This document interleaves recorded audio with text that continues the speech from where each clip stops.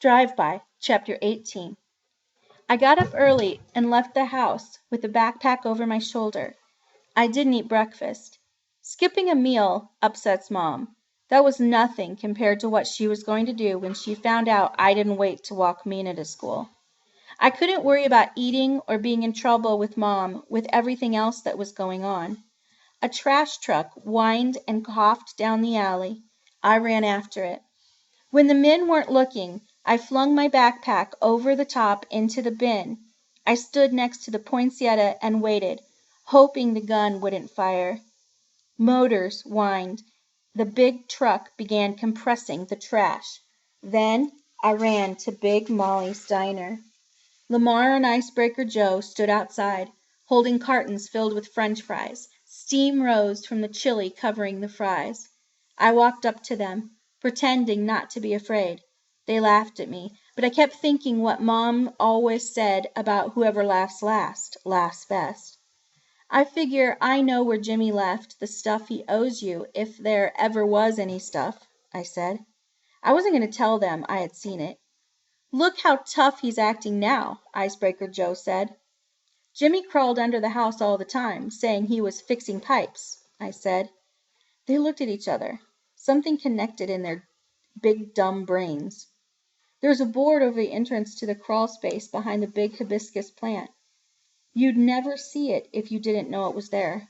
But I wouldn't go there, I said. And why wouldn't you go there? Lamar asked, and stuffed a mess of French fries covered with chili and cheese in his mouth. Because cops have been watching the house day and night. There's no cops there, unless they're invisible, Icebreaker Joe said.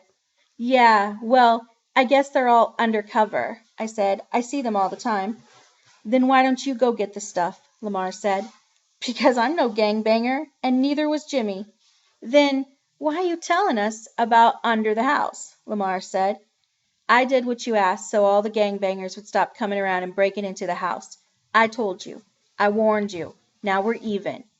I started walking away. I walked really slow, even though my legs were hammering with nerves. I walked into Big Molly's diner and took a seat. Sonny came over. Those boys at the car bothering you? I shook my head so Lamar and Icebreaker Joe could see and know I wasn't a squealer. Sonny placed a menu on the counter and gave me a glass of water. When I heard the car pull away, I went to the payphone and punched in 911.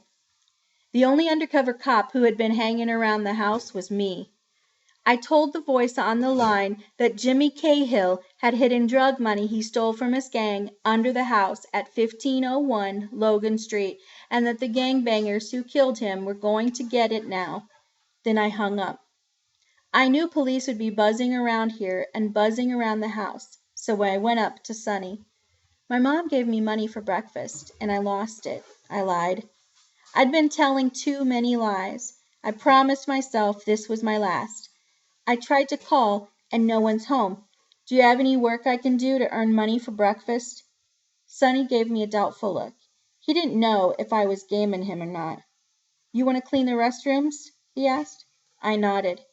I'll give you breakfast every morning, he said, if you'll clean out the restrooms every day. I hate that job. Can I bring my sister sometimes? How old is she? She just turned 5, I said. She likes French fries. All right.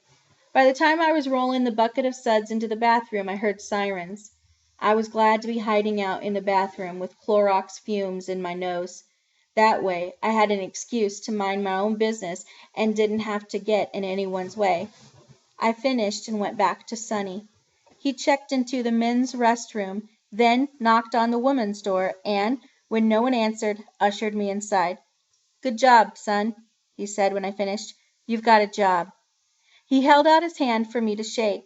Call me Sonny, he said. Everyone does. I shook his hand. He was a nice man. I wondered if he was married. He looked so skinny, I knew he could use Mom's cooking.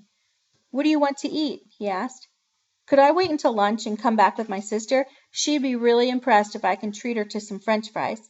He chuckled, but his laugh felt good. You bet, he said.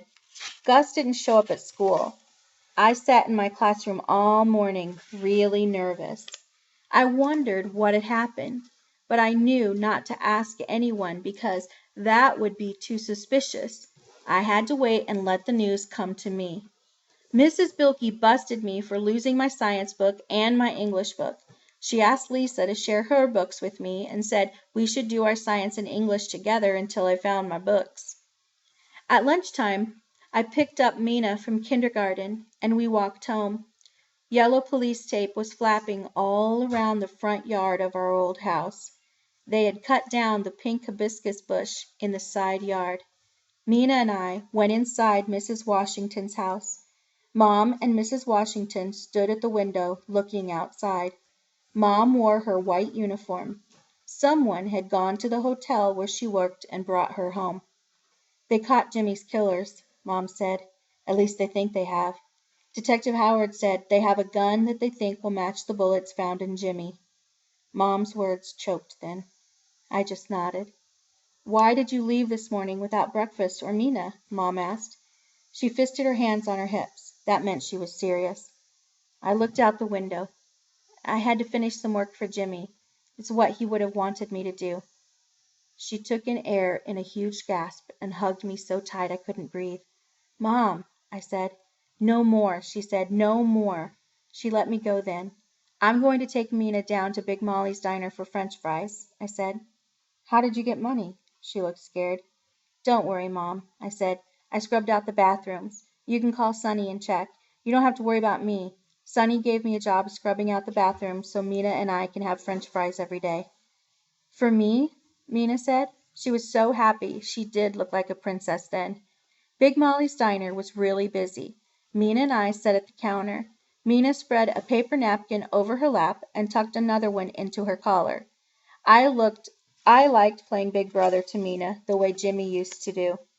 Behind us, a woman was passing out paper party hats, crowns, and pirate hats, and pointed caps. She had one gold crown left over. I saw Mina stare at it, then turn around and dunk her French fry in gravy and sip it in her mouth.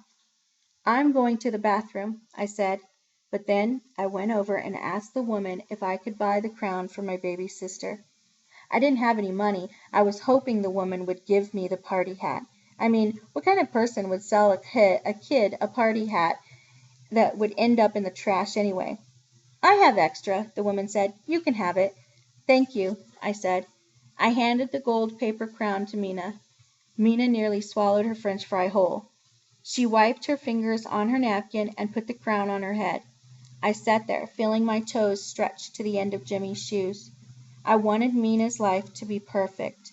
I never wanted her to grow up needing a gang. Maybe she can become a princess, or at least play a princess in the movies if she keeps her mind on her goal. How could Jimmy ever join a gang? Maybe he had too much responsibility helping Mom. But in the end, I knew that in his heart he wasn't a gangbanger. Jimmy liked life too much. After dinner that evening, I picked up my baseball and glove, and Jimmy's too.